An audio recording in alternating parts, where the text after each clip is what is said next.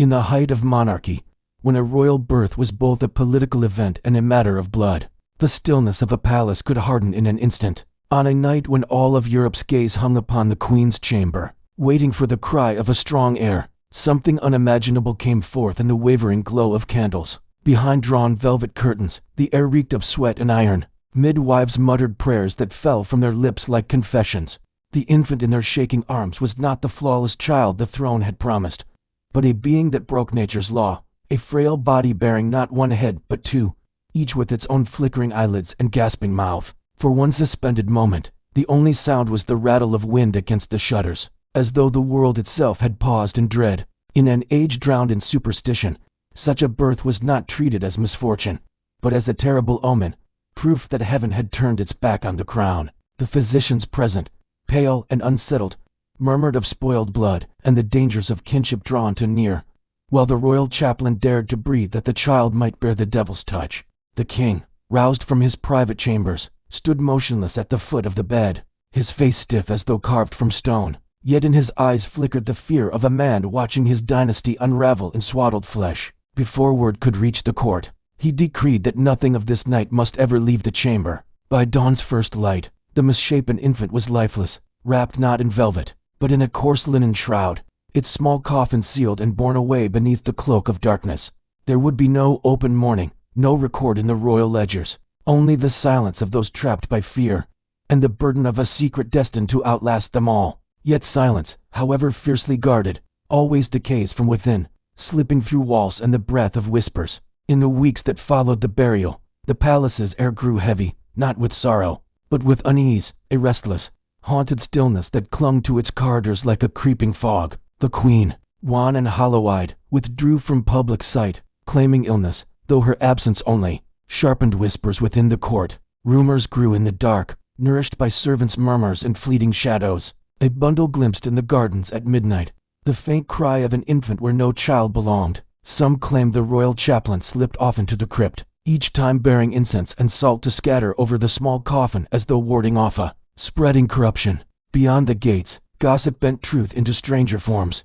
The people spoke of a changeling stolen at birth, of a forbidden pact binding the crown to nameless powers, of a curse foretold by a midwife long exiled. And within every telling, one refrain returned: the dynasty's blood was no longer pure. This was an age when the dread of deformity was tied to the dread of divine wrath, and a child born with two heads was not regarded as a curiosity of nature, but as living proof that the bloodline itself was decaying. Ministers pressed the king to sire another heir swiftly, to bury the rumors beneath celebration, but the Queen recoiled from his hand, seeing in him not a husband, but the man who had ordered their child struck from history. All the while, the coffin lingered in its dark corner of the crypt, unmarked, its existence unspoken, yet to those who drew near, a strange unease crawled the spine, as though the grave itself listened in silence. The palace crypt was meant for reverence, its air dense with centuries of incense and dust, but the small unmarked coffin broke the stillness of the dead like a jarring note in a sacred hymn.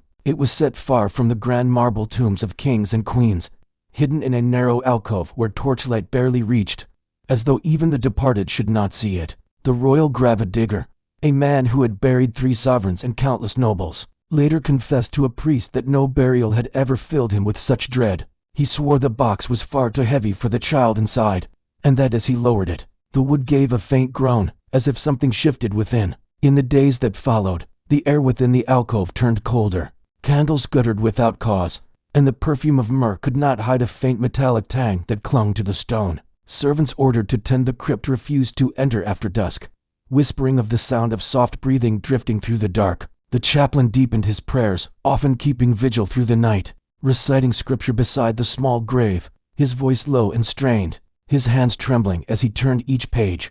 Yet the king refused to have it moved. To touch the coffin, he told his closest advisor, would be to acknowledge it, and that must never be allowed. Beyond the palace walls, famine and unrest spread, and in the streets, people began to suspect that the strange quiet over their rulers was not mourning, but dread. In the hearts of those who knew the truth, the child was not gone, it was waiting, bound in silence, beneath the stones of a kingdom beginning to fracture. Winter gripped the kingdom with a cruelty that echoed the whispers of the court. Fires in the great halls barely softened the chill, and some swore the coldest place in all the palace was not the towers, But the crypt where the child rested, the queen, once radiant in silks and jewels, drifted through the halls like a wan specter, her hands veiled in long sleeves, her eyes avoiding every portrait of ancestors who had borne strong, flawless heirs. In her private chamber, she dreamed of the infant, not as the still form she last held, but alive, its two heads turning in opposite ways, one weeping, one smiling. She woke drenched in sweat,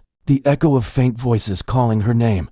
Her ladies grew uneasy, for she spoke little and ate less, and once, during embroidery, she pricked her finger and stared at the bead of blood as if it carried some dreadful truth. Meanwhile, the king buried himself in councils of war and feasts with foreign envoys. His laughter rang too loud, his goblet too often filled, for he too felt the unseen weight pressing upon the palace. At night, when the corridors lay silent, he paced before the crypt door, his hand resting on the cold iron handle, tempted to enter, yet never brave enough to face what waited inside. Beyond the palace gates, the people began linking failed harvests and sudden storms to the hidden scandal, for to them, a misshapen heir was not only a sorrow, but a curse upon the realm.